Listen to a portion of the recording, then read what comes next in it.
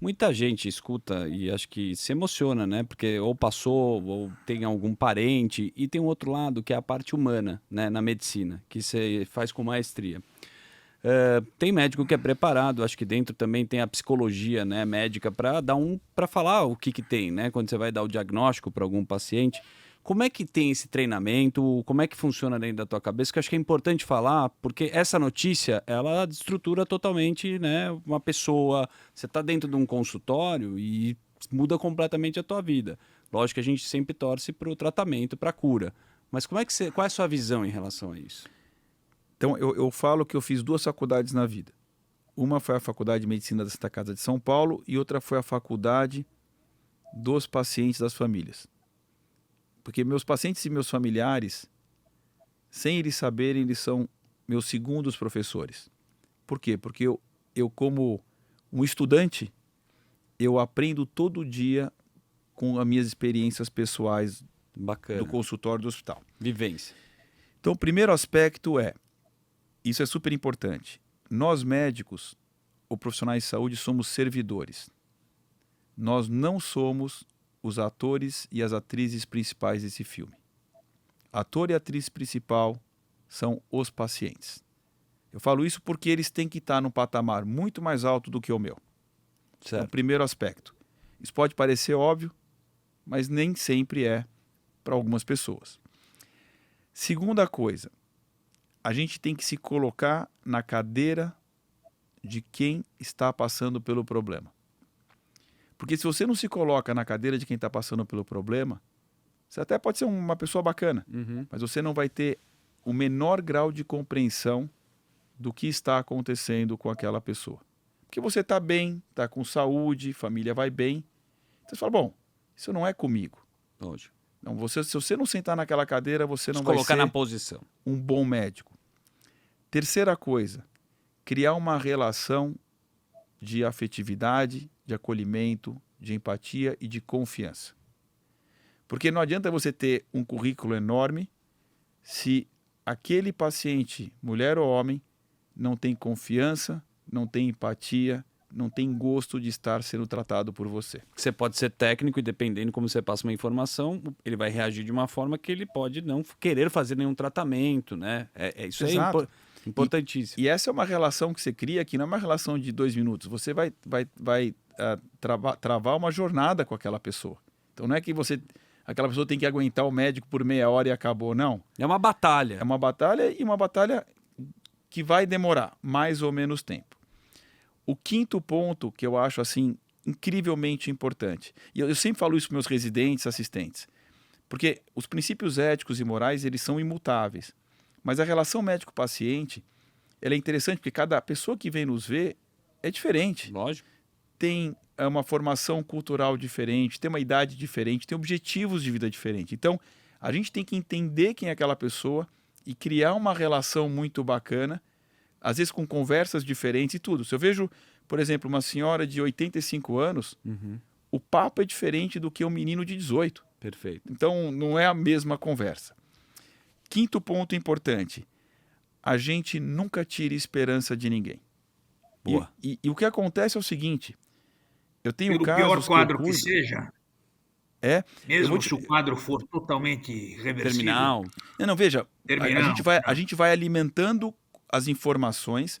Então, assim, super importante.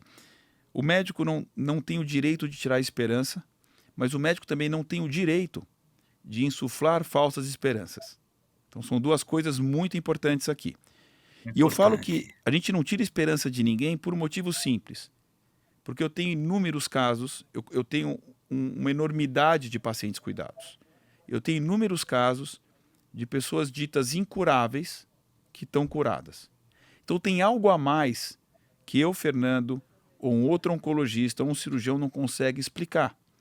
Tem talvez algumas nuances do tumor que ainda não foram descobertas que permitem que aquele caso, com aquele remédio, tenha uma resposta estratosférica. E eu tenho vários pacientes desse jeito. Então, o que me leva a falar que, primeiro, eu não tenho bola de cristal, eu sei as estatísticas todas de cor, mas elas servem como algo orientativo, não como uma regra específica para cada pessoa. A medicina não é matemática. Absoluto.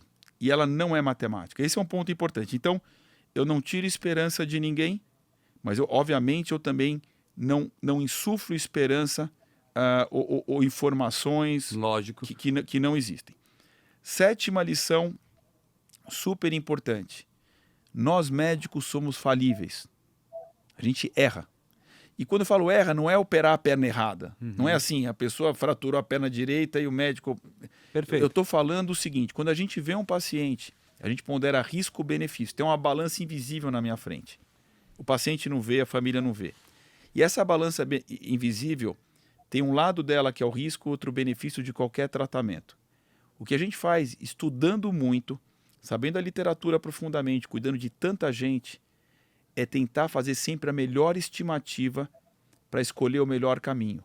Mas isso não é matemático. Eu vou dar um exemplo. Tem tratamentos que aumentam a cura de um câncer em 40%, mas podem afetar a vida em 1%. Se eu soubesse quem é esse 1%, eu não faria esse tratamento. Mas eu sei que tem 39% a mais que vai ganhar. Então, essa balança invisível, ela é super importante. Então, nós médicos não conseguimos acertar sempre. O que define um bom médico, do médico médio e do mau médico, é que o bom médico ele tem um índice de acerto do caminho muito maior do que o contrário e que ele sabe resolver problemas, as turbulências no voo, com muito mais facilidade do que outras pessoas. Mas, outra vez, todos os médicos tomam caminhos ou escolhem caminhos por melhor intenção que eventualmente não são o melhor caminho. E eu falo isso porque as pessoas falam, olha, Fernando, abaixo de Deus você é o médico das estrelas. Não, eu não sou. Eu sou literalmente um operário da saúde que estudo, me dedico para poder oferecer o melhor e me sentir que eu estou sendo útil. E a última coisa que eu acho importante, Zuki, dessas histórias de paciente é a gente olha para a cura como o objetivo mais importante. Nem sempre a gente cura. Eu queria curar 100% e mais um. Eu não consigo curar. Todo mundo não consigo. O segundo objetivo quando você não cura é controlar. A gente consegue controlar uma boa parte dos pacientes, mas nem todos. E o terceiro é aliviar o sofrimento. E o que acontece? Porque tem pacientes que vão falecer do câncer e a gente não quer que essas pessoas sofram. Ninguém merece sofrer. Eu falo que o caminho para o céu envolve a história da vida toda, não se a pessoa sofreu ou não para falecer. Isso para mim não é o que vai qualificar se alguém vai para o céu ou não. E eu acho uma coisa importante porque a gente tem uma dedicação para aliviar o sofrimento tanto quanto para curar, tanto quanto para controlar a doença, porque no fim do dia, e eu falo para meus residentes, a gente faz isso para ser útil. Então não é que eu sou mais útil curando do que aliviando o sofrimento. Tudo é importante dependendo da situação. Muita humildade. O podcast é muito risco, pouco ego, né? Que a gente fala aqui, né, tio?